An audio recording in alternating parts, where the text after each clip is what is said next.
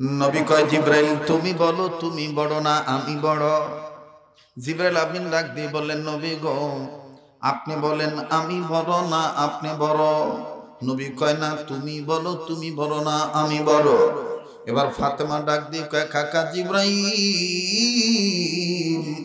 যেহেতু আপনি বলেছেন আপনাকে ছোট বলার কারণে আব্বা মুহাম্মদ আমার কাছে পরিচয় দিয়েছে আপনি আমার ছোট চাচা জিব্রাইল, আপনার মনে খটকা লাগছে।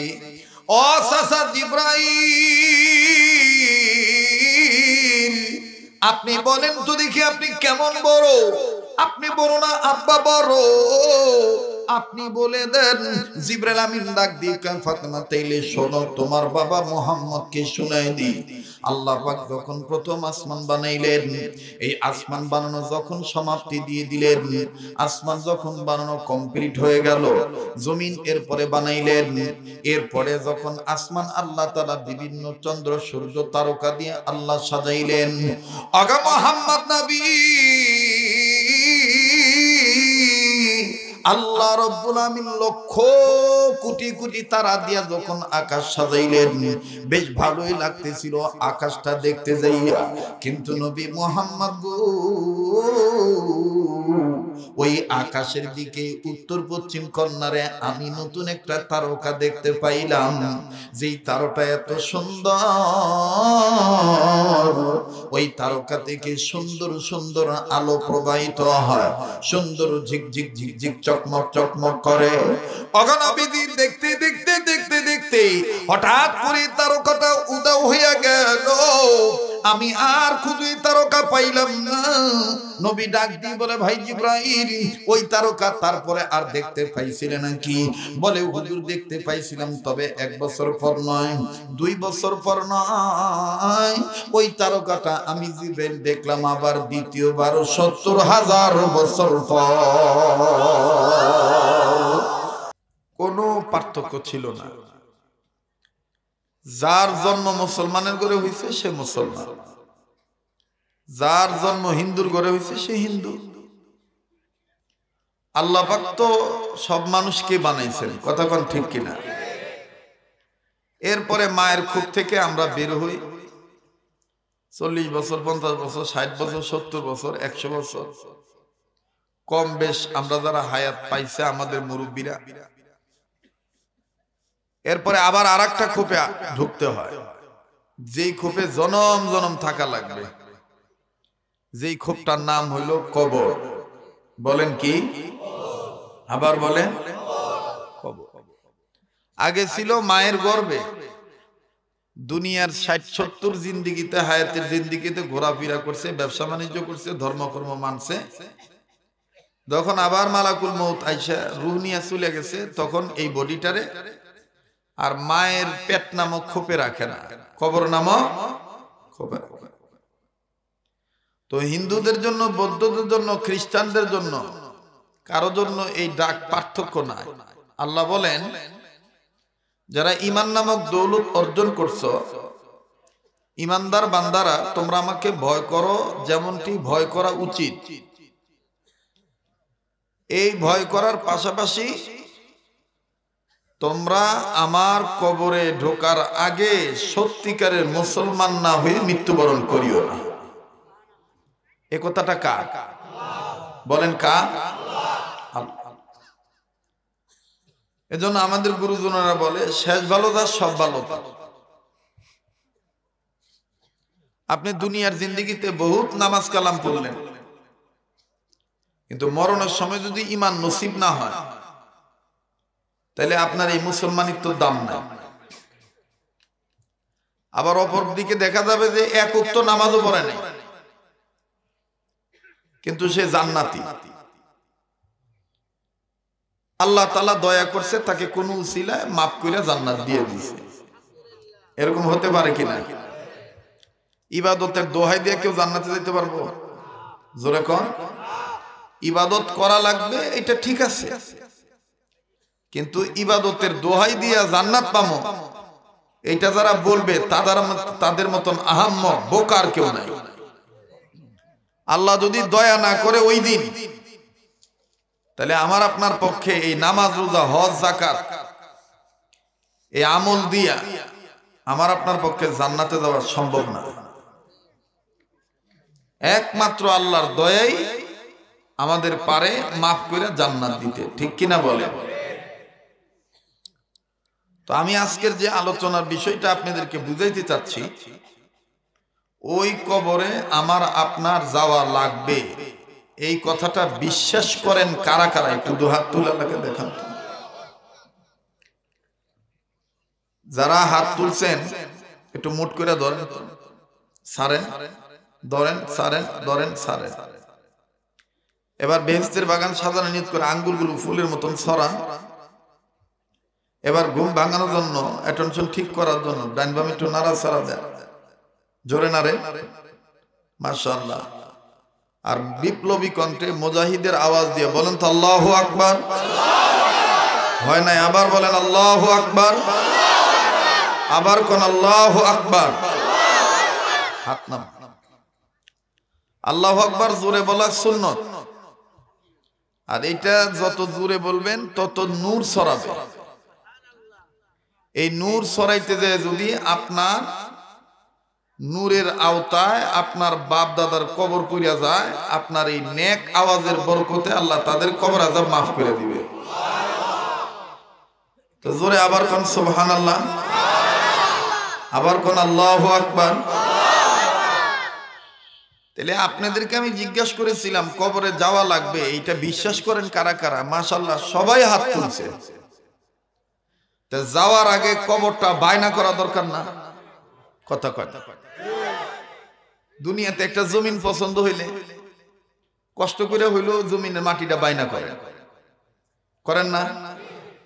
একটা গরু পছন্দ হইলে কুরবানি ঈদের 2 মাস আগে অনেকে পছন্দের গরু বায়না করে থুয়ে দেয়, তোর বাড়িতে থো, আমি ঈদের আগের দিন এসে নিয়ে যাব, বায়না দেয়। তো আমরা যে মুসলমান, আমরা যে মৃত্যুবরণ করব, যে কবরটায় যাব, এই কবরে যাওয়ার আগে এই কবরটা যেন শান্তির কবর হয়, এজন্য দুনিয়াতে আল্লাহর কাছে এই কবরটা আমাদের নেক আমল দিয়া বায়না করা দরকার আছে না নাই? বলেন আছে না নাই? হ্যাঁ। আজকের আলোচ্য বিষয়বস্তু হলো যে আমি কবরে যাব, কবরে যাওয়ার আগে আমি নেক আমল দিয়া কবরটাকে শান্তির ঘর হিসাবে বাইনা করে রাখতে চাই। বুঝতে পারছি কথাটা?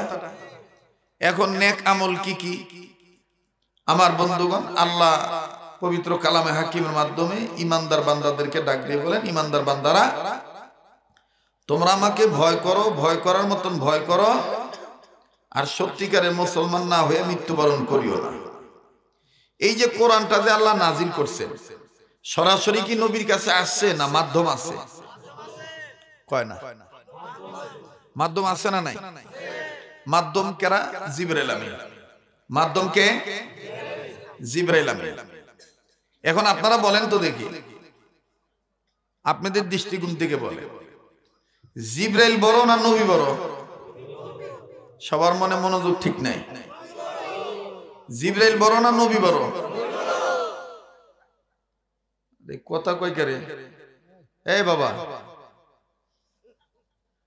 বলেন, জিবরাইল বড় না নবী বড়? নবী বড়। অনেকে বুঝা কইছেন, অনেকে না বুঝা কইছেন, অনেকে নবীর মুহাব্বতে যোগে তালে কইছেন। কথা কয় না?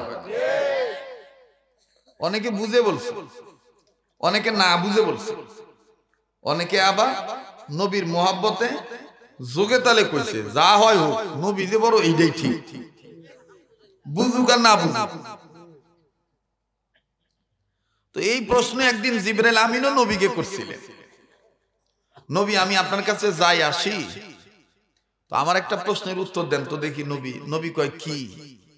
কয় আপনি মুহাম্মদ বড় না আমি জিবরাইল বড়, যদি একটু কইতেন।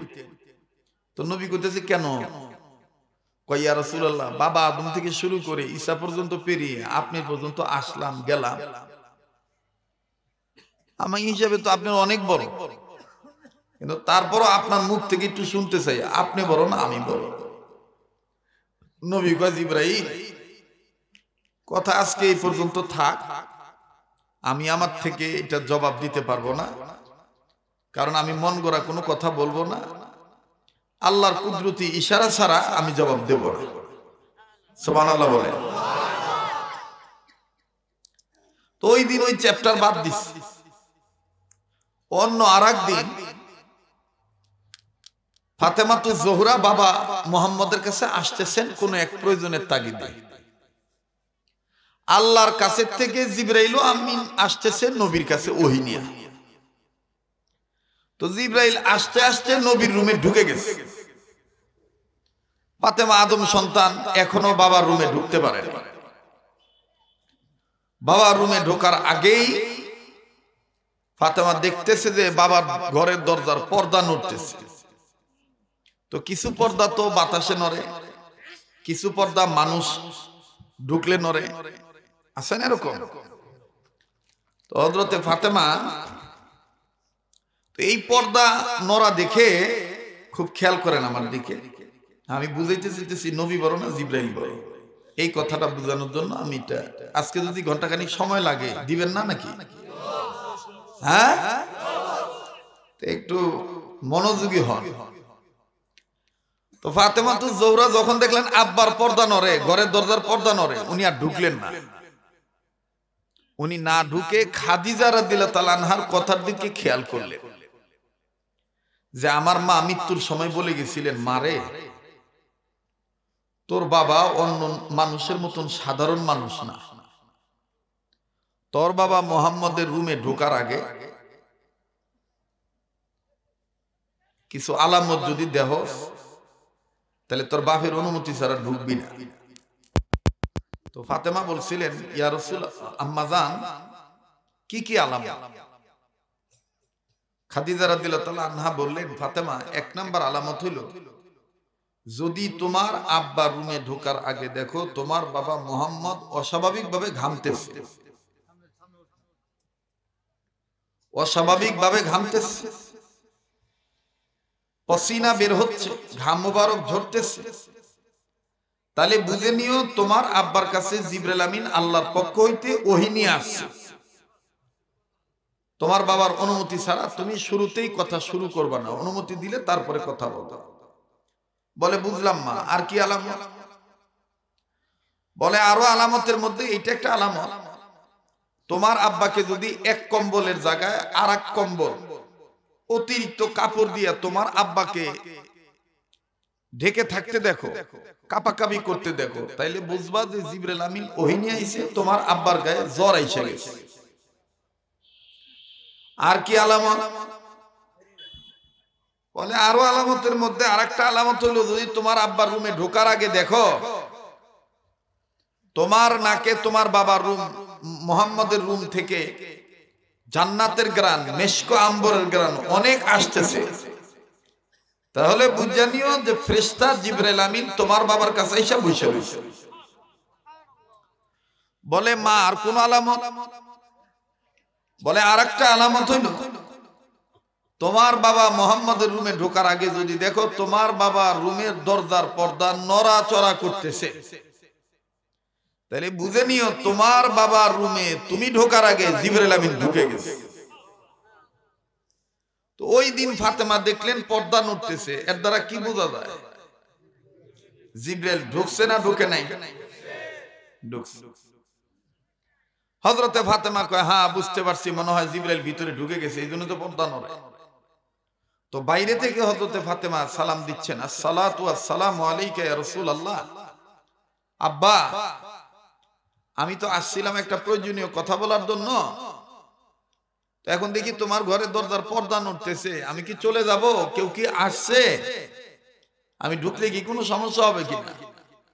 তো দুই তিনবার জিজ্ঞেস করছে, চারবারের বেলায় নবীজি বলতেছে, মা ঢোকো, সমস্যা নাই, অন্য কেউ আহে নাই, তোমার ছোট চাচা জিবরাইল আমিন এসে বসে রয়েছে। কয়েকদিন আগে জিবরাইল আমিন জিজ্ঞেস করছিল আপনি বড় না আমি বড়। আজকে ফাতেমার কাছে জিবরাইলের পরিচয় নবী কি দিলেন? একটু কথা কয় না রে, হা না কওয়া লাগবো তো, বলেন। ছোট চাচা জিবরাইল আমিন বসে। তো হযরতে বিশ্বনবী মুহাম্মদ সাল্লাল্লাহু আলাইহি ওয়াসাল্লামের কন্যা ফাতেমাতুজ জোহরা সালাম দিয়ে ভিতরে ঢুকে আবার নবীকে সালাম দিলেন, জিবরাইলকেও দিলেন। এবার জিজ্ঞেস করে, আব্বা আপনি কেমন আছেন? নবী বললেন আলহামদুলিল্লাহ। কাকা আপনি কেমন আছেন? তো জিবরাইল কইছে আলহামদুলিল্লাহ। তো ফাতেমা কয়, আব্বা কাকা আব্বার আলহামদুলিল্লাহ হন না, আপনার আলহামদুলিল্লাহ হন না, কিন্তু দুইটার মিল পাইলাম। কয় কেমন? আপনার জবাবটা কেমন জানি লাগলো। যেমন মনে করেন কেউ খাইছে, একজনকে জিজ্ঞেস করতেছেন কেমন খাইছ, ও দেখবেন কবি খুব খাইছে, খুব মজা, ভালোই খাইছে। আর একজনকে জিজ্ঞেস করবে খাইছেন, হ খাইছি।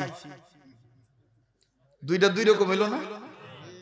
কত খাইছে তো সত্য, কিন্তু দুইটা, একজনে কয় খুব খাইছি, আর একজনে কইতেছে ও খাইছি। তো নবীজি কইছে, নবীরে জিজ্ঞাসা আপনি কেমন আছেন? নবী কয় আলহামদুলিল্লাহ। জিবরাইল জিজ্ঞেস করছে, জিবরাইল কয় আলহামদুলিল্লাহ। তো ফাতেমা ডাক দিয়ে কইতেছে, কাকা আপনি আলহামদুলিল্লাহ এইভাবে কইলেন কে? কইব না মানে তোমার আব্বা কইলো কি? তোমার কাছে আমার পরিচয় দিল, আমি নাকি তোমার ছোট চাচা জিবরাইল। তো ফাতেমা বলতেছেন, কাকা তাহলে আপনি কোন তো দেখি, আপনি বড় না আব্বা বড়? জিবরাইল কয় না, তোমার বাপে কি কইবার কো, তোমার বাপ বড় না আমি বড়। এবার ফাতেমা আয়েশা ডাক দেখে, আব্বা আপনি কোন তো দেখি, আপনি বড় না কাকা বড়? নবী কয় না, জিবরাইলই কইবার কো, জিবরাইল বড় না আমি বড়। লাগছে আর কি ভালোবাসার লাগা, ভালোবাসার বাকবিতন্ড অনেক সময় হয় না? আমি তো তোরে ভালোবাসি, আল্লাহর কসম ভালোবাসি, কই আবার অনেকে গায়ের মধ্যে থাবড়াও মারে, কথা কয় না? এটা হলো ভালোবাসার থাবড়া। এটা কিসের থাবড়া? এখন তৃতীয় পক্ষ দেখে কয় তোর ভালোবাসা দিকে কি নাকি এইভাবে থাবড়াইব না? আসলে ওই ব্যাককল বোঝে নেই অগর ভালোবাসার গভীরতা, কথা কয় না? তো এবার ডাক দিয়ে কয়, যখন ফাতেমা দেখতেছে কাকা আর আব্বা মোটামুটি ভালোই পীড়িতের বাকবিতন্ডটা জড়াইছে, মাইকটা এরকম করতেছে, আপ ডাউন করে কেন গেদা, এক মাইক্রোফোন দিয়ে কাম হইলে একটা রাখ, ফ্যাশনের লেগে দুইটা দরকার নাই। মাইকলার কই একজন হ্যাঁ, মাইক্রোফোন কি দুইটাই লাগতেছে? একটা বন্ধ করে দিল না, এইটাই এইটা বন্ধ করে দি, এইটা বন্ধ করে দি, একটা দিয়ে কাম। আমি আবার এগুলো ভালো বুঝি আর কি। আগের বক্তা ওয়াজ করছে, কিছু কথা বোঝা গেছে, কিছু কথা বোঝা যায় না, খালি ফ্যাস ফ্যাস করছে। উনি নামার সময় কইছে মাইক ভালো না। আমি তো রূপ জানি, কারণ আমি তো 28 বছর ধরে কাম করি, কথা কয় না? মাইক যথেষ্ট ভালো, কিন্তু এই ভালোটাকে একটু নরমাল করছে কে জানেন? এই যে দুই হ্যালোজিন শরীফ, এই যে দুই সাইডে যে পাওয়ারিং হ্যালোজিন দিছে না, এই দুইটার কারণে মাইকের সাউন্ডটা একটু কম হইতেছে। মাইক কিন্তু যথেষ্ট ভালো। তো এখন আমরা একটু চালাই নি, কাউরে কোনো দোষ না দিই, কথা কয় না? এটা তকদিরের লিখন। আর হাইব্রিড বক্তা যারা, ওরা দেখবেন কব যে এ সাউন্ড এবাকে ওবাকে, আসলে তো নিজেই জুইতেন না, নিজেই জানেন, কথা কয় না? একটু হা না কওয়া লাগবো তো, দেখতে ঘুম পারে কেরা কেরা, ঘুমাইলে দাদা ভাই যা ঘুমান গা, আঙ্গো পোলাবানের কারবারে হন, এখন যুবক করে ওয়াজ করা লাগবে, ঠিক না? রাইতের কয়টা বাজে ওদিকে তাকান যাব না। আল্লাহর প্রেমে আজকে রাত্র না হয় আল্লাহর প্রেমে দিয়েই দিব, ঠিক আছে না ইনশাআল্লাহ? হ্যাঁ, অনেক বুড়ারা দেখবেন কিছুক্ষণ পর কইব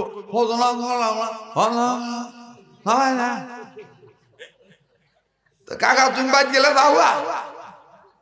যারা নামাজি ওয়াজের কারণে ওগো নামাজ বাদ থাকবো না, কথা কয় না। এটা হলো ওয়াজের মাথাতে একটা বাড়ি দেওয়ার ফন্দি। সারাদিন বইরা চার দোয়ানে বইয়ে থাকে, ওখানে মাজা বিষ করে না।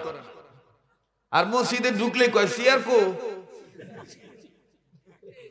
কথাই কবার সানা। মসজিদে ঢুকেই কয় সিয়ার কো, তো হুজুরে কয় যে মসজিদ ঝাড়ু দিছি তো দক্ষিণে সিয়ার উত্তরে নিছি, খাইয়া কাম পান না তা পরের বাড়িতে খা, আমার সিয়ার আপনি কি করছে, এই লাইগা যায় কথা খান। আপনার তো আমাকে চিনেন, আমি সাদা মাটা মানুষ, সামাজিক ওয়াজ করি, যোগ বুঝে খুব মানি। 5 জন শ্রোতা যদি থাকে আলহামদুলিল্লাহ, উঠতে উঠতে ব্যাগ মাল জায়গা সমস্যা নাই, আমি আমার কাম করব, ঠিক কিনা? মসজিদে আসেন এরকম ধরনের ঝামেলা।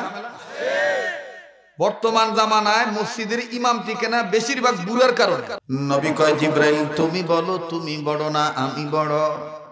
জিবরাইল আমিন ডাক দিয়ে বললেন নবী গো আপনি বলেন আমি বড় না আপনি বড়? নবী কয় না তুমি বলো তুমি বড় না আমি বড়। এবার ফাতেমা ডাক দিয়ে কয় কাকা জিবরাইল যেহেতু আপনি বলেছেন আপনাকে ছোট বলার কারণে আব্বা মুহাম্মদ আমার কাছে পরিচয় দিয়েছে আপনি আমার ছোট চাচা জিবরাইল, আপনার মনে খটকা লাগছে। ও চাচা জিবরাইল আপনি বলেন তো দেখি আপনি কেমন বড়? আপনি বড় না আব্বা বড়? আপনি বলে দেন। জিবরাইল আমিন ডাক দিয়ে কয় ফাতেমা তাইলে শোনো তোমার বাবা মুহাম্মদকে শুনাই দি। আল্লাহ পাক যখন প্রথম আসমান বানাইলেন, এই আসমান বানানো যখন সমাপ্তি দিয়ে দিলেন, আসমান যখন বানানো কমপ্লিট হয়ে গেল, জমিন এরপরে বানাইলেন। এরপরে যখন আসমান আল্লাহ তাআলা বিভিন্ন চন্দ্র সূর্য তারকা দিয়ে আল্লাহ সাজাইলেন। আগা মুহাম্মদ নবী আল্লাহ রাব্বুল আমিন লক্ষ কোটি কোটি তারা দিয়া যখন আকাশ সাজাইলেন, বেশ ভালোই লাগতেছিল আকাশটা দেখতে যাইয়া। কিন্তু নবী মুহাম্মদ গো ওই আকাশের দিকে উত্তর পশ্চিম কর্নারে আমি নতুন একটা তারকা দেখতে পাইলাম, যেই তারকা এত সুন্দর, ওই তারকা থেকে সুন্দর সুন্দর আলো প্রবাহিত হয়, সুন্দর ঝিকঝিক ঝিকঝিক চকমক চকমক করে। অগণবিধি দেখতে দেখতে দেখতে দেখতে হঠাৎ করে তারকাটা উধাও হইয়া গেল, আমি আর খুঁজে তারকা পাইলাম না। নবী ডাক দিয়ে বলে ভাই জিবরাইল ওই তারকা তারপরে আর দেখতে পাইছিলে নাকি? বলে হুজুর দেখতে পাইছিলাম, তবে 1 বছর পর নয়, 2 বছর পর নয়, ওই তারকাটা আমি জিবরাইল দেখলাম আবার দ্বিতীয়বার 70,000 বছর পর।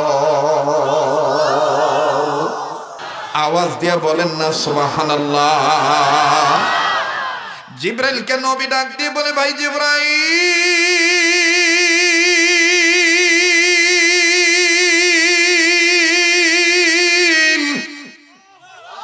70,000 বছর পর ওই তারকা দেখার পর আবার কত বছর পর দেখছো? ডাক দিয়ে বলে নবী গো আমি আবার 70,000 বছর পর দেখলাম। এইভাবে 70,000 বছর পর পর দেখতে দেখতে জীবদ্দশায় 70 বার দেখলাম। নবী আমার ডাক দিয়ে কয় ভাই জিবরাইল এখন তুই তারকা দেখতে পাও নাকি? জিবরাইল আমিন ডাক দিয়ে বলেন ইয়া রাসূলুল্লাহ আপনার জন্ম যেদিন থেকে হয়ে গেল, আমিনার উদরে যেদিন আপনি মুহাম্মদ চলে আসলেন, ওই দিনের পর থেকে আর আমি তারকাটা দেখি না। এত খোদা খুদি নবী গো এখন আর ওই তারকা আমি পাই না। এবার ডাক দিয়ে কয় ভাই জিবরাইল মনে কিছু নিবেন না, আপনি শোনেন শোনেন, আপনি জানেন কি ওই তারাটার নাম ওই ছিলাম মুহাম্মদ রাসূল। আশিক বিনে কে বুঝিবে আমার দয়াল নবীর শান। বলেন আশিক বিনে কে বুঝিবে আমার দয়াল নবীর। ও নবীর আশিকেরা জাকেরেরা বলেন না আশিক বিনে কে বুঝিবে আমার দয়াল নবীর। এতগুলো মানুষ হচ্ছে না, আওয়াজ দিয়ে বলেন না আল্লাহ হওয়ার নিয়তে নবীর প্রেমে বলেন, আশিক বিনে কে বুঝিবি আমার দয়াল নবীর শান। বলেন আশিক বিনে কে বুঝিবে আমার দয়াল নবীর শান। আবার আশিক বিনে কে বুঝিবে আমার দয়াল নবীর। রহমাতুল লিল আলামিন নবী কোরআনে প্রমাণ। আশিক বিনে কে বুঝিবে আমার দয়াল নবীর। নবী আমার মদিনারি বুলবুল।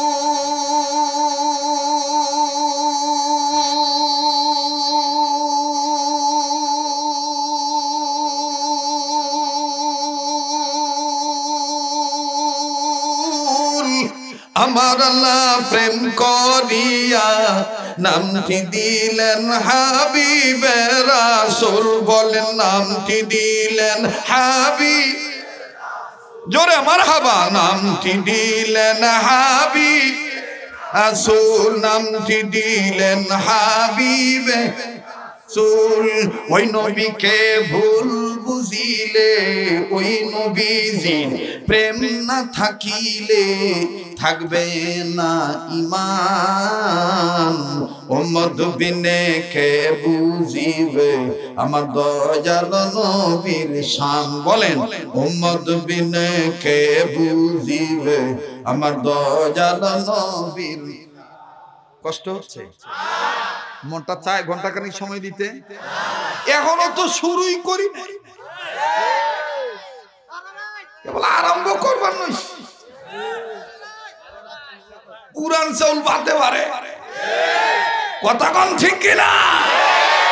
দেখি তো ঘুমাইছেন না থাক না আছেন, সামনের বাইরে চুপ থাকেন। নবীর প্রেমিক যারা, অলির প্রেমিক যারা, পিছন থেকে আবার বলেন তো আল্লাহু আকবার। এই সাইডের আওয়াজ আহে, এই সাইডের কম আহে। এই বাম সাইড থেকে একটু বলেন তো বাজান আল্লাহু আকবার। এবার ডান সাইডের বাবারা বাইরে বলেন তো আল্লাহু আকবার। এবার পিছনে বাইরে চুপ থাকেন, সামনের বাইরে বলেন আল্লাহু আকবার। এবার সামনের বাইরে পিছনে বাইরে মিলে দিলেন নারে তাকবীর। কোরআন হাদিস যেখানে,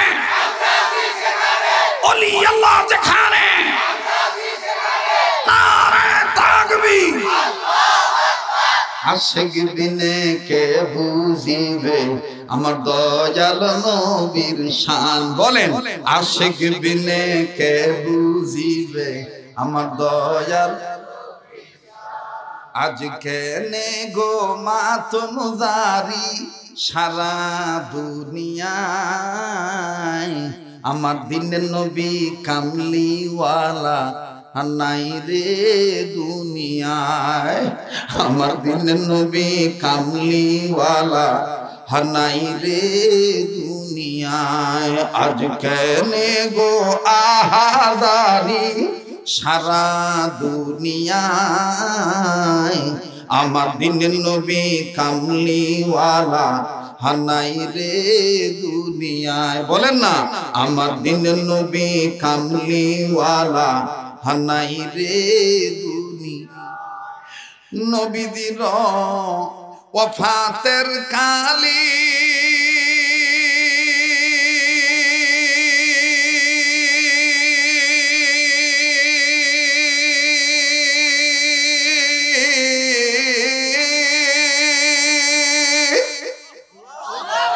মোহতারাম হাজিরিন। তো এইবার জিবরিল আমিন ডাক দিয়ে কয় ইয়া রাসূলুল্লাহ, ওই তারা আমি আর দেখলাম না গো নবী। বল ওই তারাটার নাম ওই ছিলাম আমি মুহাম্মদ রাসূল। বাজান রে কইতে কইতে হঠাৎ করে বাইরে থেকে, খুব খেয়াল, হঠাৎ করে বাইরে থেকে আওয়াজ আসতেছে নানা ভাই, মায়েরে অনেকদিন দেখি না, শুনছি আব্বাই কইছে মায় নাকি তোমার কাছে আইছে। আসসালামু আলাইকুম ইয়া রাসূলুল্লাহ। নানা ভাই আমি কি ভিতরে আসো নাকি? মা আর তুমি আছো। তৃতীয় আর একজনের গলার আওয়াজ পাইতেছি, ও না না ওই দেখাটা। নবী কয় কাম সারছে জিবরাইল, এতক্ষণ ছোট বড় যাইয়াছিল, ওই যে আইসে চালাইকে। ও যদি খালি জানবার পারে তুমি জিবরাইল, তাহলে খবর আছে। জিবরাইল কয় হুজুর তাহলে জামুগা, কয় যাইবা কোন দে, ও দরজার কাছে খারাপ হইছে। তো এবার হুসাইন ডাক দিয়ে কইতেছে, মা নানা বাদে তুমি বাদে আর কে? তো ফাতেমা বলতেছে, উনি যেই হোক তোমার জানার দরকার নাই। তো হযরত আলী আবার বইলা দিছে হুসাইন, যদি তোর নানার ঘরে ঢোকার আগে দেহ পর্দা নরবান হইছে, জান্নাতের গ্রান কইতেছে, তাহলে বুঝবি যে তোর নানার কাছে ফেরেশতা জিবরাইল আছে। তো হুসাইন কয় বুঝছি, আব্বার কথাই ঠিক। ভিতরে ঢুকছে, ভিতরে ঢুইকা বাপের মায়ের সালাম দিছে, নানারে সালাম দিছে, ওনারেও সালাম দিছে। হুসাইনকে দেখাই জিবরাইল আমিন সুরত পাল্টাইছে, সুরত পাল্টাইছে। পরে হুসাইন জিবরাইলের কাছে যায়, কয় তুমি কে গো, তুমি কেডা গো, তোমার বাড়ি কই? তো জিবরাইল কিচ্ছু কয় না, হাও কানা নাও কানা। কয় এত সুন্দর চেহারা, আল্লাহ কি তোমার কথা কর শক্তি দেয় নাই? তুমি কেডা গো, তোমার নাম কি, নাকটা কি খাড়া, কপালটা কি পাস, আর এত সুন্দর তোমার শরীরের গঠন, কি ভালো মন্দ খাও গো? আমার নানা না খেয়ে থাকে, আমিও না খেয়ে থাকি।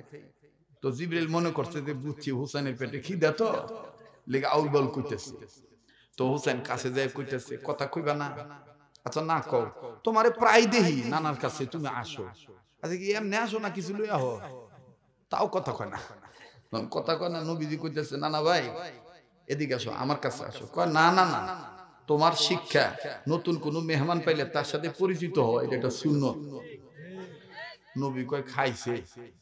এবার কাছে যে আস্তে করে জিবরাইলের পাখনা দইরা হাত মনে করে টিপতেছে, আর কইতেছে, কি নরম গো, হ্যাঁ তুমি কোনতে নিছো গো? আমি জেনতে নিয়ে আসি। এবার কথা কইছে, কর পরে কয় তুমি কিছু আনো নাই? কয় না কিছু আনি না। কয় বিশ্বাস হয় না, আমি তোমার পকেটে চেক করবো। তো পকেটে চেক করার কথা কয়ে হযরত হুসাইন যখন হাত বাড়াইছে, নবী কয় এখন জিবরাইল কয় লাভ নাই, এমটি পকেট। কারণ আমার জন্য খাওয়া যায় নাই, ফেরেশতারা খায় খায় খায়। তো জিবরাইলের পকেটে বিসমিল্লাহ কইয়া হুসাইন হাত দিছে, পারমিশন পাইছে। হাত ঢুকানোর আগে যখন বিসমিল্লাহ কইয়া আকাশের দিকে তাকাইছে, এটার অর্থ হইলো আল্লাহরে কয়, আল্লাহ মায় কইছে, আব্বাই কইছে, তোমার নবী কইছে, তুমিও কইছো বিসমিল্লাহ সহিত কোন কাজে সুকাজে হাত বাড়াইলে তুমি নাকি খালি হাতে ফিরে দাও না। এটা কইয়া হযরত হুসাইন দিছে জিবরাইলের পকেটে হাত ঢুকাইয়া। আল্লাহ তাআলার আরশের খুঁটি নড়তাছে। আল্লাহ তাআলা ডাক দিয়ে কয়, কিরে আরশের খুঁটি তোরা নরস কে? আপনি সব জানেন, তারপর জিগাইতেছেন। শোনেন, জান্নাতি যুবকদের সর্দার ইমাম হুসাইন জিবরাইলের পকেটে হাত ঢুকাইছে, বিসমিল্লাহ কইয়া ফেলাইছে, এখন না দেওয়া পর্যন্ত থামবো না। আল্লাহ ডাক দিয়ে কইতেছে, জান্নাতের ফেরেশতা জলদি করে জিবরাইলের পকেটে এক জোপা আঙ্গুর দিয়া। আর আস্তে কোন সুবহানাল্লাহ। এইবার হাত গেছে যাওয়া বরাবর পকেটে আঙ্গুর পাইছে। আঙ্গুর এখন আতাইতেছে, আর ডাক দিয়ে কয়, না না, এ লোক তো সাংঘাতিক মিছা কথা কয়। খাউন থিয়া কয় নাই। নবী কয়, কই খাউন? কয় এই যে আঙ্গুর।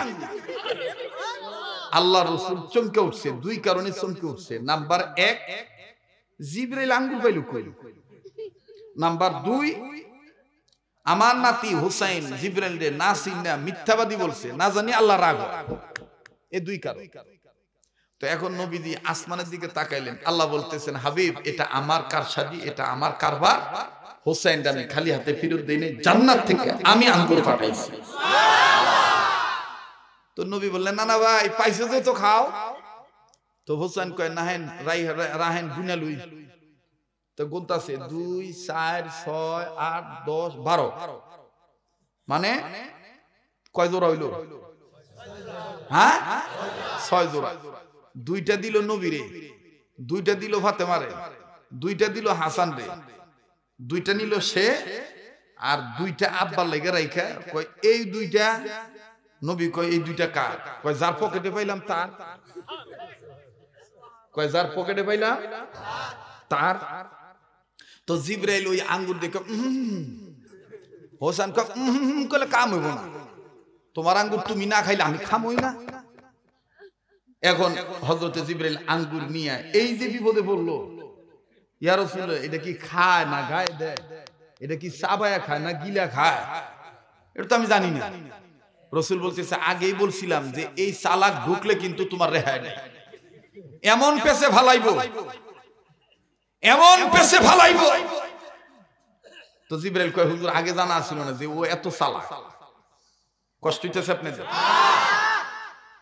কথা বলতে বলতে আরেকটা কথা মনে হয়ে গেছে হযরত হুসাইনের, বলি আমি, কষ্ট হচ্ছে না তো?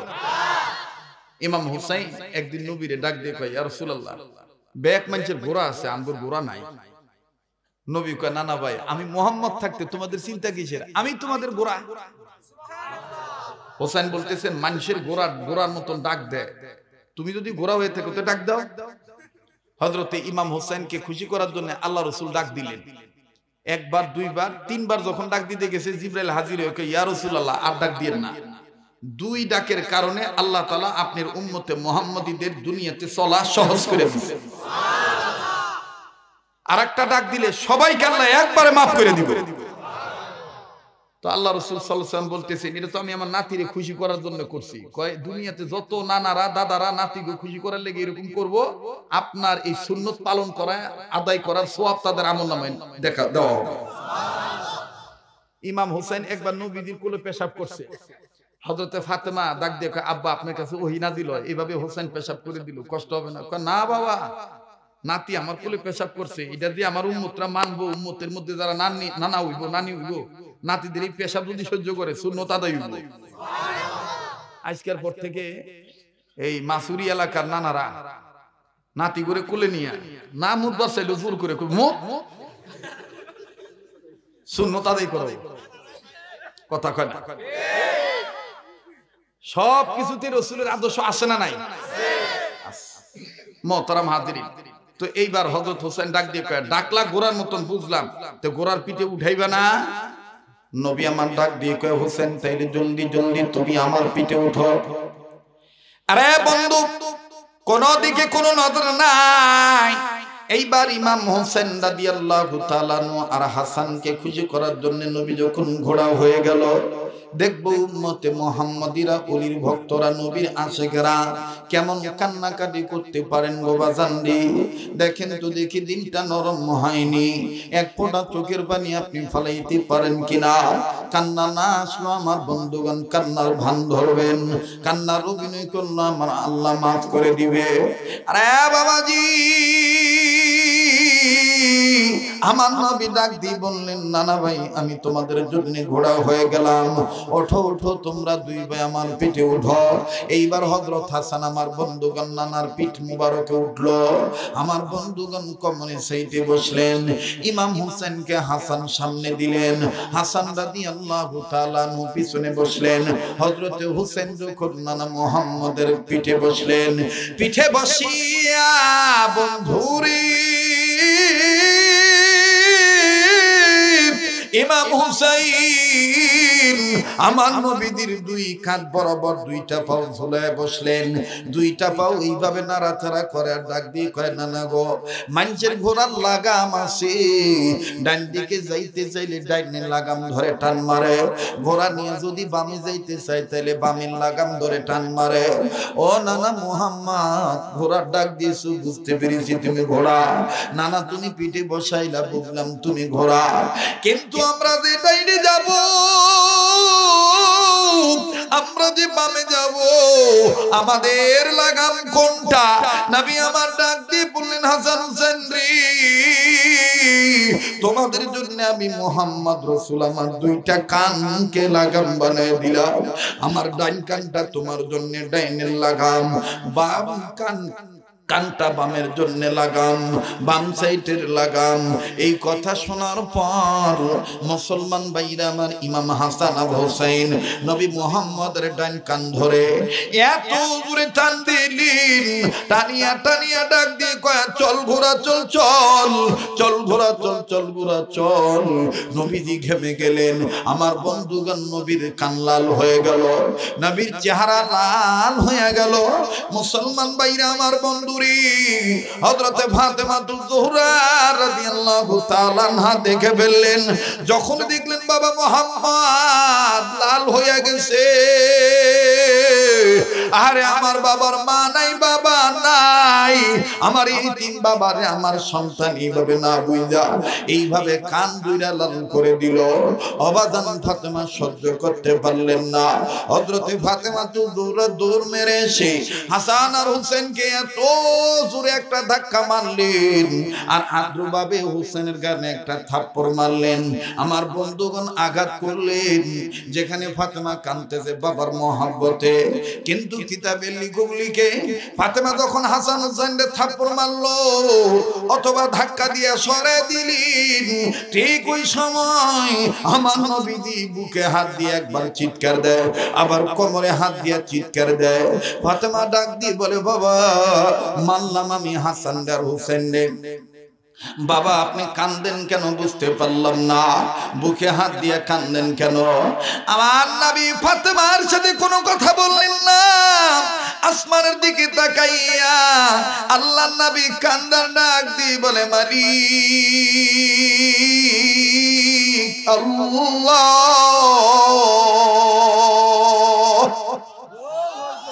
কে জানি আমার কলিজা আঘাত করলো, মাবুদ কে জানি আমার মেরুদণ্ডে আঘাত করলো। ফাতেমা বলে, আব্বা হুজুর আপনার কলিজায় কে আঘাত করলো, আপনার কোমরে কে আঘাত করলো?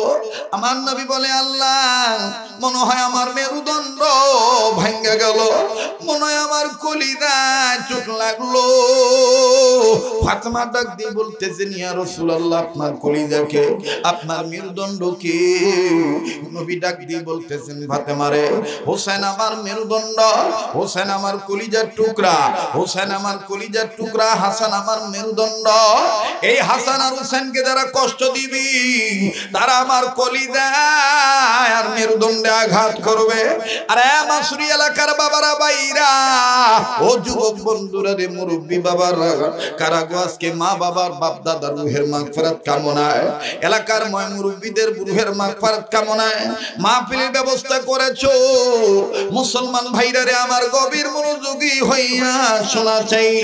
আমার দিল বলে গো, আজকের মাহফিলে তো আল্লাহ ফিরিয়ে দিবে না, নাকটার মধ্যে কেমন জানি আল্লাহ ওদের গ্রান আসতেছে। আমার দিল বলে আজকের মাহফিলে দোয়া কবুল হয়ে যাবে।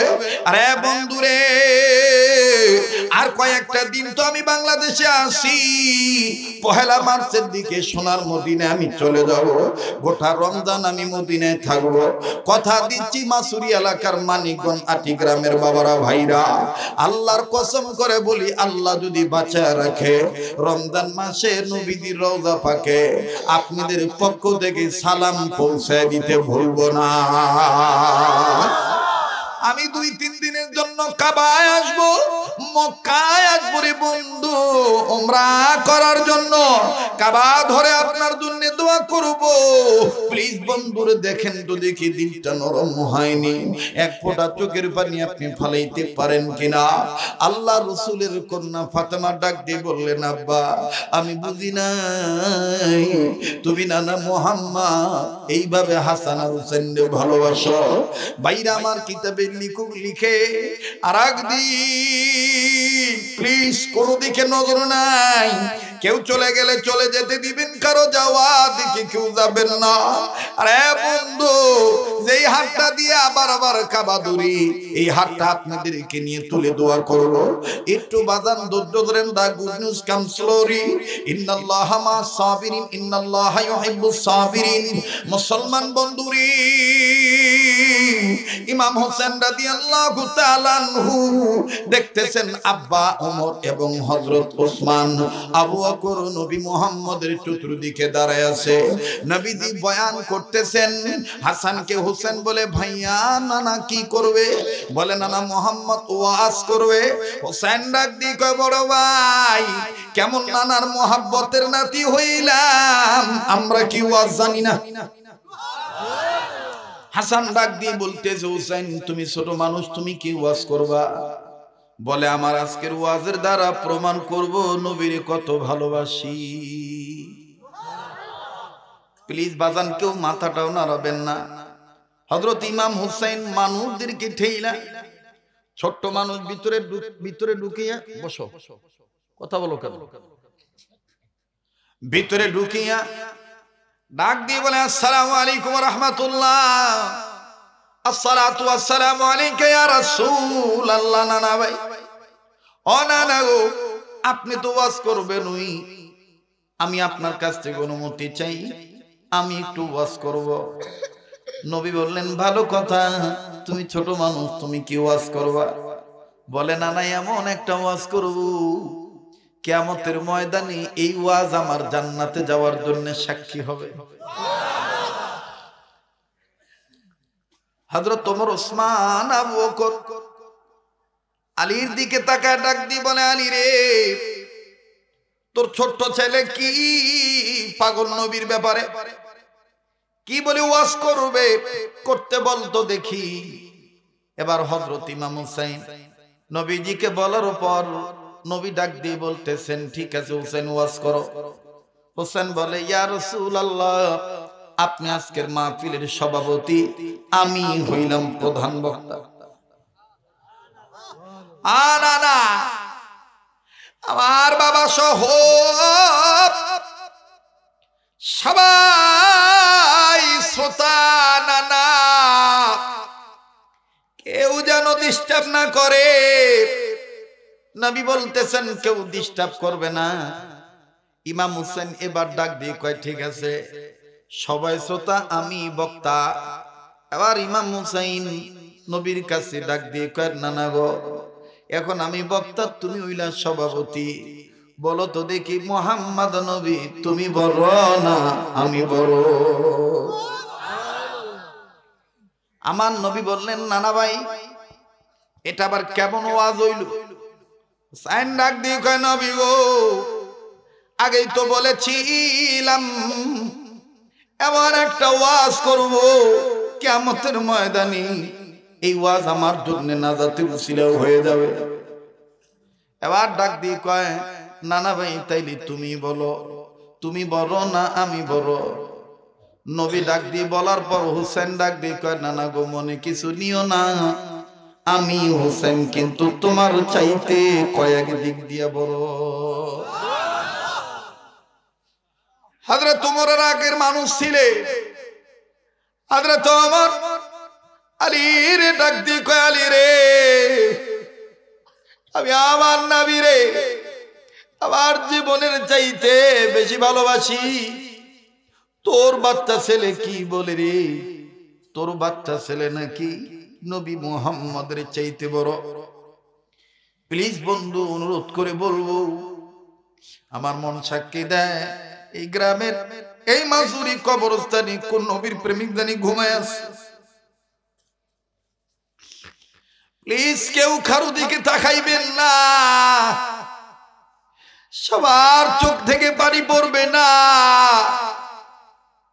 যারা আমার দরদি, বাবার দরদি, যারা নবীর প্রেমিক, কলির প্রেমিক রে, তারা না কেঁদে পারবেন না। সাহাবী ওমর ডাক দিয়ে বলে, আলী রে, আলী, আজ যদি আমার ছেলে আব্দুল্লাহ কইতো, আমি কিন্তু আব্দুল্লাহর মুখটা জাতা দিয়া ধরতাম। আমার কাছে মনে হচ্ছে এটা কেমন জানি আদবের খেলাফ কথা, ছোট মুখে বড় কথা। প্লিজ কেউ কারো দিকে তাকায় না, ডিস্টার্ব দিন না, নড়াচড়া করেন না, মনোযোগ নষ্ট করেন না। সাহাবী আলী হযরত ওমরের এই কথা শোনার পরে হুসাইন যখন আবার বললেন, নানা গো, তুমি বড় না আমি বড়? আমি বলি, আমি হুসাইন তোমার চাইতে বড়। এই কথা বলা মাত্রই হযরত হুসাইন, হাসান, হযরত হুসাইনের বাবা আলী পিছন দিক দিয়ে আইসা ইমাম হুসাইনের মুখটা এত জোরে জাতা দিয়া ধরল, এত জোরে ঠাসা মারল, বন্ধুরে হযরত আলী খেয়াল করতে পারেন নাই। হযরত আলী মাঝখানের আঙ্গুলের পেটের হাড্ডি লাইগা ইমাম হোসেনের দাঁতের সাথে উপরে ঠোঁট লাইগা রক্ত বাইর হয়ে গেছে। আমার নবীজি নজর করে দেখতেছেন হযরত আলীর আঙ্গুলের মাঝখান দিয়া রক্তের ফোঁটা গড়গড়ায় পড়ে। কার রক্ত রে? আমার হোসেনের রক্ত পড়ে। আলী হোসেন আমার কলিজার অংশ রে আলী, আমার বড় কষ্ট লাগে। বাচ্চা মানুষ বুঝে নাই, সে বলেছে আমি মুহাম্মদ নাকি তার চাইতে কয়েক দিক দিয়ে ছোট। ছেড়ে দাও, ছেড়ে দাও, জবানটা খুলে দাও। ইমাম হোসেনের বাবা আলী কয় নবী গো, মরে গেলেও আমি হোসেনকে ছাড়বো না। ইমাম হোসেন দাবাদাবি করে আর বলে বুবার মতন গুনগুনে বলে মুখটা খালি ছাইরা দিল। আবার হযরত আলী নবীজির কথা মোতাবেক ইমাম হোসেনের মুখ থেকে যখন হাতটা ছড়াই, আমার নবী নজর করে দেখে ইমাম হোসেনের ঠোঁট ফেটে রক্ত বের হয়ে গেছে। ওই দিন জিবরাইল আইসা কেঁদে দিয়েছে। ইমাম হোসেন রক্তটা হাতের পিঠ দিয়ে এরকম মুছাই না, নানারে আঙ্গুল দিয়া রক্ত দেখা ডাক দিয়ে কয় নানা গো, আজকে যেহেতু তোমার প্রেমের কথা বুঝাইতে যে আব্বার মার খাইলাম, রক্ত বের হয়ে গেল, এই রক্ত সাক্ষী, এই রক্ত আমি তোমার এতিম উম্মতদের জন্য দান করে দিলাম।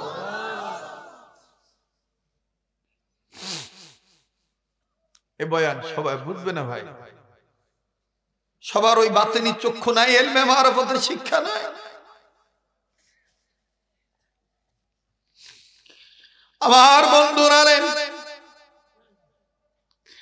আজ কতদিন ধরে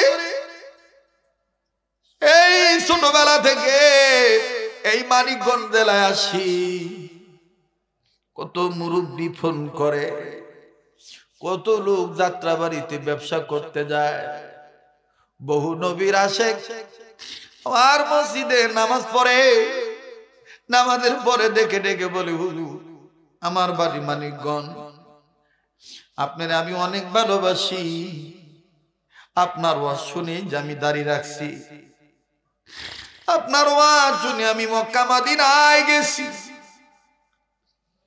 হুজুর আমরা মানিকগঞ্জবাসী আপনাকে অনেক ভালোবাসি। আমিও ডাক দিয়ে বলি বাজান, মানিকগঞ্জের দৃষ্টি কলি আল্লাহর দৃষ্টি, নবী আউলিয়াদের দৃষ্টি, নবীর প্রেমিকদের দৃষ্টি, কথা বলেন ঠিক কিনা? যদি ওলি আল্লাহ না হইতে, যদি নবীর প্রেম না থাকতো রে বন্ধু, এই রাত্র 12টার পরে এত লোক প্যান্ডেল ভর্তি থাকতেন না, কখন চলে যেতেন বাজার জোর করে ধরেও রাখা যাইতো না, কথা বলেন ঠিক কিনা? ওরে পাইলে নবী পাগল হবি, পাইলে নবী, জোরে পাইলে নবী পাগল হবি, পারবি না পারবি না উম্মত সইতে পারবি না, তোর আমার আপন যিনি ঘুমায়াছেন মদিনা, বলেন তোর আমার আপন যিনি। প্লিজ দিলটা নরম করার চেষ্টা করেন, স্বপ্নের মাধ্যমে নবীজিকে দেখতে পাবেন ইনশাআল্লাহ। নারায়ে তাকবীর। তোর আমার আপন যিনি ঘুমায়াছেন মদিনা, বলেন তোর আমার আপন যিনি। ওরে পাইলে নবী পাগল হবি, কণ্ঠ ছেড়ে দিয়ে বলেন না, ওরে পাইলে নবী, জোরে পাইলে নবী পাগল হবি, পারবি না পারবি না উম্মত সইতে পারবি না, তোর আমার আপন যিনি ঘুমায়াছেন মদিনা, তোর আমার আপন যিনি। জোরে জোরে কোন মারহাবা।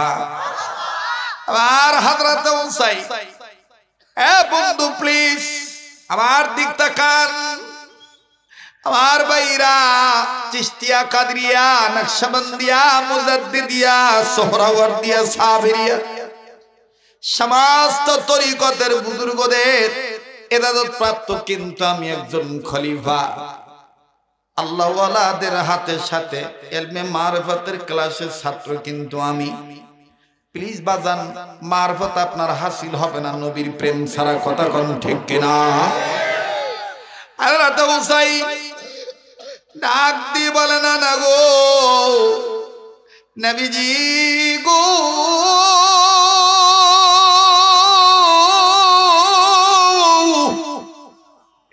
ইয়া রাসূলুল্লাহ, ইয়া হাবিবাল্লাহ, আমার রক্ত আপনার এতিম উম্মতের পক্ষে কুরবানি করে দিলাম। ওমর কয়, ভালো কথা, কিন্তু তুমি আজকে কইলা তুমি নাকি মুহাম্মাদের বড়। হোসেন কয়, ওমর আমি বক্তা, তোমরা শ্রোতা, আমি এখন প্রমাণ করব আমি নবী মুহাম্মাদের কত বড়।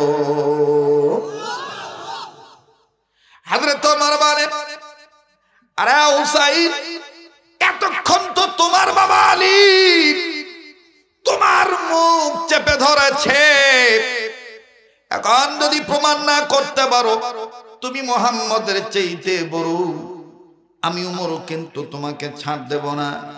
হোসেন বলে, ঠিক আছে, রেডি হয়ে যাও, কেউ তোমরা কথা বইলো না, যা কথা বলার আমি বক্তা নবী মুহাম্মদকে সভাপতি মনে করে বলছি। ও মুহাম্মদ নবী, ওয়াজ আমি শুরু করে দিলাম। বলো তো নবী মুহাম্মদ, তোমার বাবার নাম কি? নবী আমার ডাক দিয়ে বললেন, আমার বাবার নাম আব্দুল্লাহ। হোসেন ডাক দিয়ে বলে, তোমার বাবা আব্দুল্লাহ জান্নাতি না জাহান্নামী? নবী বলে, আল্লাহ তাআলা আমার উসিলায় জান্নাত দিবে, এটাই সত্য। বলে, এই ব্যাপারে কি কোনো দলিল আসেনি, সার্টিফিকেট আছে কিনা? বলে, না না, সার্টিফিকেট নাই। বলে, তাইলে তোমার বাবা আব্দুল্লাহর পরিচয় পর্যন্ত শেষ। এবার আসো মুহাম্মদ নবী, তুমি আমার বাবারে চিনোনি? আমার বাবার নাম আসাদুল্লাহিল গালিব, শেরে খোদা হযরত আলী। আমার বাবারে আমার আল্লাহ তোমার মাধ্যমে জান্নাতের টিকিট দিয়ে দিছে। এখন বলো তো দেখি মুহাম্মদ, বাবার দিক দিয়ে তুমি বড় না আমি বড়? হযরত আলী ওমরের দিকে তাকায় কয়, ওমর রে, আমি কার না বুইরা মুখটা চাপ দিয়া দইরা রক্ত বের করে দিল। রে ওমর, আমি কি ভুল করলাম? হযরত হোসেন বাবা আলীর দিকে তাকায় কয়, আব্বা তুমি রক্ত বের করেছো, আর আমি রক্ত আমার নবীর প্রেমে দান করে দিছি। আব্বা তুমি টেনশন করো না। এইবার বলো মুহাম্মদ, বাবার দিক দিয়ে তুমি বলো না আমি বড়? নবী আমার ডাক দিয়ে বললেন, না না ভাই, বাবার দিক দিয়ে তাইলে তুমি বড়।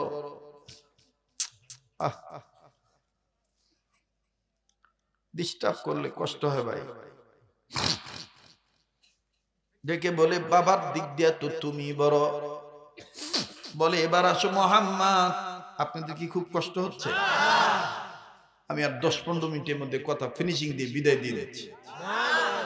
আমি ওর এই লড়াচড়া করলে, এলোমেলো হইলে আমার ভাল লাগে না। প্লিজ কেউ কারো দিকে তাকায় না। আমার তো দিল সাক্ষী দিতে চায় আজকের মাহফিলের দোয়া কবুল হয়ে যাবে। একটু জিকির করেন, লা ইলাহা ইল্লাল্লাহ, জোরে লা ইলাহা। সামনে দিয়ে কোনো বাচ্চাকে আর আসতে দিবেন না ভাই, কোনো বাচ্চা যেন সামনে না আসে। লা ইলাহা ইল্লাল্লাহ। কেউ চলে গেলে চলে যেতে দিবেন, ঠেকাবেন না। লা ইলাহা ইল্লাল্লাহ। থামেন থামেন থামেন। লা ইলাহা ইল্লাল্লাহ ধাক্কা হৃৎপিণ্ডে একসাথে। লা ইলাহা ইল্লাল্লাহ। চমৎকার। লা ইলাহা ইল্লাল্লাহ। মাশাআল্লাহ। লা ইলাহা ইল্লাল্লাহ। জোরে লা ইলাহা ইল্লাল্লাহু ইল্লাল্লাহ ইল্লাল্লাহু ইল্লাল্লাহ লা ইলাহা ইল্লাল্লাহ লা ইলাহা লা জোরে লা ইলাহা ইলাহা ইল্লাল্লাহু মুহাম্মাদুর রাসূলুল্লাহ সাল্লাল্লাহু আলাইহি সাল্লাম। প্লিজ খুব খেয়াল করে নবীর আশিকের কথাগুলি শুনেন। কান্না না আসলো কান্নার অভিনয় করবেন। আল্লাহ পাক এই উসিলা আপনাকে মাফ করে দিতে পারে। কার জন্য জানি জীবনের শেষ মাহফিল, কার পিছনে জানি মালাকুল মউত দাঁড়ায় রইছে, কার জন্য জানি জংলার বাসিডি হয়ে গেছে, কার জন্য জানি রে কাপড়ে কাপড় তৈরি হয়ে গেছে। হযরতে হুসাইন ডাক দিয়ে বলে নবীজি গো এবার আসেন দ্বিতীয়, আপনার মার নাম কি? নবী ডাক দিয়ে বলতেছেন আমার মার নাম আমিনা। বলে তোমার মা জান্নাতি না জাহান্নামী? নবী বলেন বাবার যে অবস্থা মায়ের সে অবস্থা। বলে তাইলে তোমার মার পরিচয় পর্যন্ত শেষ, তুমি আমার মায়ের চিনোনি। আমার মা শুধু জান্নাতি না, আমার মা জান্নাতি মহিলাদের সর্দারিনী। আমার মা নাম ফাতেমাতুজ জোহরা। এবার বলো তো মুহাম্মদ মার দিক দিয়ে তুমি বড় না আমি বড়? নবী বলে মার দিক দিয়ে তুমি বড়। এবার বলো তো মুহাম্মদ তোমার নানির নাম কি? নবী বলেন আমার নানির নাম ওমর। বলে তোমার নানির আর কোন পরিচয় আসেনি? বলে না না আমার নানির অন্য কোনো পরিচয় নাই। বলে তাইলে শোনো মুহাম্মদ আমার নানির চিনুনি, আমার নানির নাম খাদিজা।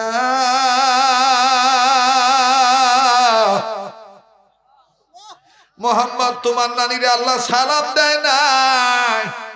আমার নানিরে আল্লাহ একবার না দুইবার না তিনবার সালাম দিছি। আমার মায়ের তুমি চিনুনি? যখনই বলছে আমার মায়ের চিনুনি, আমার নবী বোবার মতন গুনগুনে কেঁদে দিয়েছি। হুসাইনের দিকে তাকাইয়া আলীর দিকে তাকাইয়া নবী বলে আলী রে তোমার ছোট ছেলে বড় ছেলে এত মা বাপ ভক্ত আমি মুহাম্মদের জানা ছিল না। আমি মুহাম্মদের মা নাই বাবা নাই, আমি মুহাম্মদ জানি মা বাপ হারানো কি বেদনা। বাজান রে আজও কিছু ভাই আমার কানে কানে বলে, কেউ যোগ নিয়ে আসছে, কেউ বোতল নিয়ে আসছে, কেউ কান্না কান্না বাপ নিয়ে কয় হুজুর আমার বাবা অসুস্থ, কেউ বলে হুজুর আমার মা অসুস্থ, আবার মায়ের জন্য একটু পানি ভরে দেয়।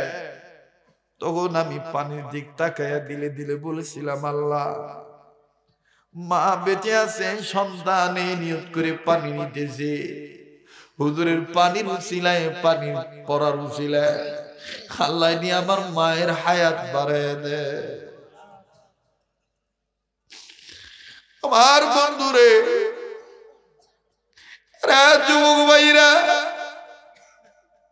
দুনিয়ায় যার মা নাই তার মতন বড় দুঃখী বড় অভাবী আর কেউ নাই। 2 মিনিট আমি বলি বন্ধু, আজকে এত বড় সম্মানের চেয়ারে আল্লাহ আমারে বসাইছে, কোনদিন কল্পনাও করি নাই এত দামি বাড়ি, এত জায়গা সম্পদ, এত ফার্স্ট ক্লাস জায়গায় আল্লাহ আমারে বসাবে। তবে বন্ধু এখন বুঝতেছি ছোটবেলায় মায়ের খেদমত করতাম। অনেক মানুষ আছে আমার এই কথাটা জানেন শুনেছেন, ছাত্র জীবনে মায়ের একবার ক্যান্সারের মতন অসুখ হয়েছিল, ওষুধ কেনার মতন জোগাড় পাতি ছিল না। বাবা দা কামায় ঘরে সংসার চালাইতে হিমশিম খাইতে হয়। একবার আমি বাড়িতে এলাম, আমার মা পেটে হাত দিয়ে কয় বাবা আল্ট্রাসাউন্ড করেছি রিপোর্ট ভালো না, ভিতরে নাকি ক্যান্সার হয়ে গেছে। আমি কুমা তুই কান্দসকে কই বাবা মাফ করে দিস, তোর ভাই বোনকে তুই দেখে রাখিস। আমি কইলাম মা আল্লাহ খিলি গান করে গরিব বানাইছে,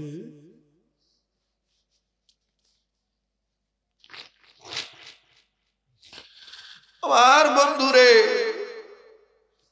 মাদ্রাসা হেফজ পড়া অবস্থায় যখন শোনামু হাফেজ হয়ে গেছি,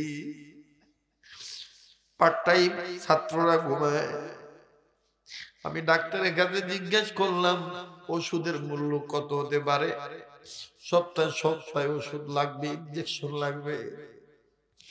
আমার ঘনিষ্ঠ উস্তাদ ছিল, মারা গেছে। এই মানিকগঞ্জ একজন আমার উস্তাদ আছে, হরগত মাদ্রাসার প্রিন্সিপাল মাওলানা আব্দুল ওয়াহাব সাহেব। সেদিনও বন্ধু হুজুর আমারে হযরত মাদ্রাসার মুতামিম আমারে জড়ায় ধরে কপাল একটা চুমা দিয়ে কয় বাবা তোরে আমি খুঁজি। আমি কই কি লিগা? কয় বাবা রে শরীর আমার ভালো না, আমি যত ওলিদের কাছে যত খেলাফত পাইছি, আমি 4 তরিকার পক্ষ থেকে আমি তোর এই সম্পদটা দিয়ে দিলাম।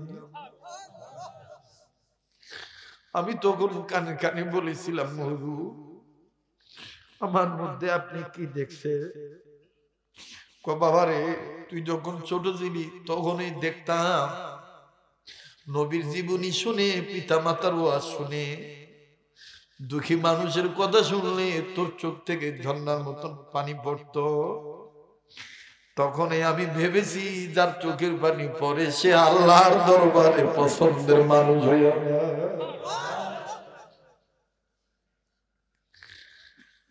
আমি বললাম হুজুর আল্লাহ আপনার হায়াত বাড়ায় দেব, আপনি আমার জন্য দোয়া করবেন। আমার ভাইরা অর্ধেকটাই না ঘুমাইয়া বাজারে যাইতাম, গামছা দিয়ে মুখটা বানতাম মানুষ যেন না চিনে। ধনী মানুষেরা বড় বড় মাছ তরি তরকারি নিয়ে কুলিদেরকে খুঁজত, আমি ডালি নিয়ে দাঁড়ায় থাকতাম, টুকরি নিয়ে দাঁড়ায় থাকতাম। আমি যে কইতাম সাহেব আমার মা অসুস্থ, আমি মাদ্রাসার ছাত্র, মাদ্রাসায় পড়ি, আপনার বাড়ি পর্যন্ত আমি মাথায় করে এই টুকরি বহন করে নিয়ে যাব, আপনার মনে যা চাই দিয়ে আমি বাসা পর্যন্ত যাইতাম না। পরে অনেক বড় লোক আমারে বাড়িতে নিয়ে যাইয়া খাওয়াইতো, 100 টাকার জায়গায় 200 টাকা দিত। কেউ কেউ কপালে চুমু দিয়ে বলতো আমার মা নাই, অথচ আমাদের টাকার অভাব নেই, আর তোমার মা আছে, তোমার টাকা নেই। মায়ের সেবা কইরো, একদিন দেখবা আল্লাহ কপাল খুলে দিবে। এইভাবে কখনো কুলিগিরি করতাম, কখনো খোয়া ভাঙতাম। একদিন ইটা ভাঙ্গার চুক্তি নিলাম, ও বাড়িওয়ালা ধনী মানুষ, এত শত ইটা ভেঙে দিলে এত শত টাকা দিবে।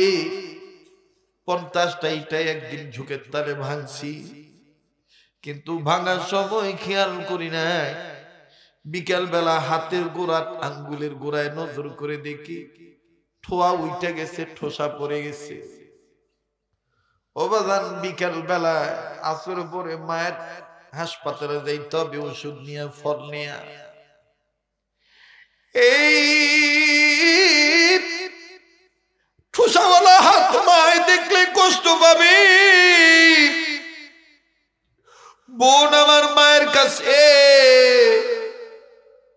ফল ঔষধ নিয়ে ওই আঘাতপ্রাপ্ত হাত পিছনে লুকাইয়া বাম হাত দিয়ে বোনটার হাতে ওষুধ আর ফল দিয়ে বলতেছি, বোন রে আমি যাই, চলে যাই, মাদ্রাসায় মাগরিবের পরে পড়া আছে। বোন কয় ভাই পিছনে হাত লুকায় রাখছো, না জানি কি আমার জন্য আনছো। আমি কইলাম মা আমি তোরে কই, তুই মায়েরে কইস না, আমি কিচ্ছু আনি নাই। বোন কয় তাহলে হাত পিছনে কে? ভাবছি মায়ে জানবো না, কিন্তু মায়ে শুয়ে থেকে চোখের পানি ছেড়ে কান্দার বলে কোন কষ্ট করতে যায় জানি জ্বালা হাতের খাম কইরা থুইছি।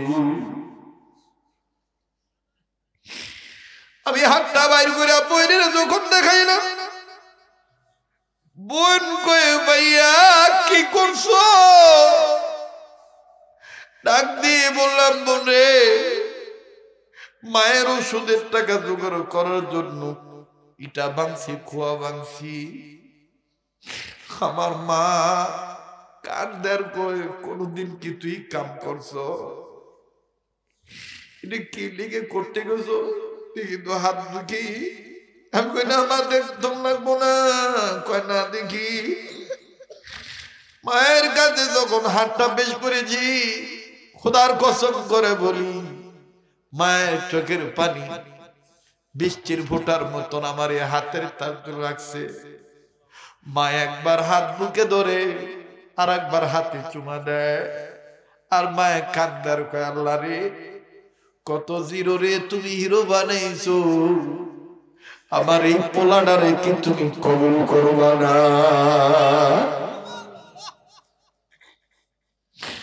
মায়ের বাইরা মায়ের দোয়া যেমন কবুল হয়, মায়ের বদদোয়া কিন্তু তেমন লেগে যায়।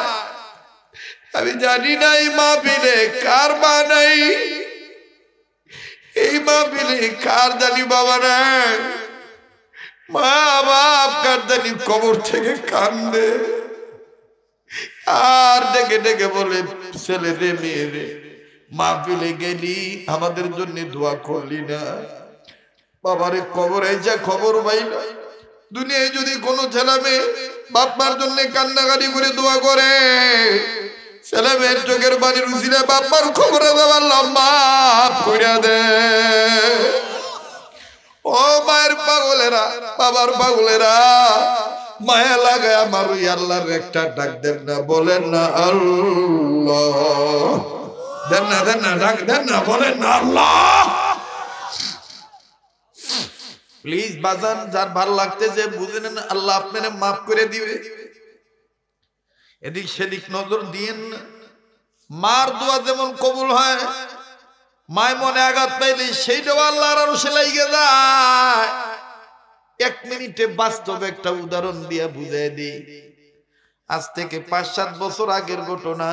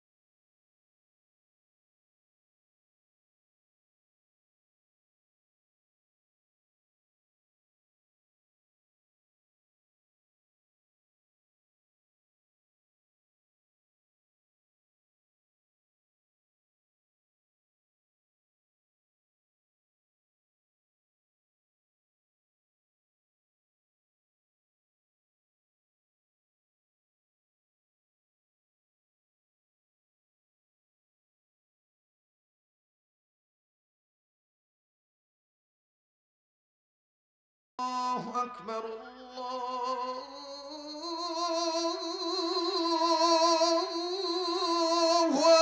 আকবার। আপনাকে তো ভালোই লাগতেছে, কিন্তু যারা ঘুমাইতেছে ও কব যে কিরে এত তাড়াতাড়ি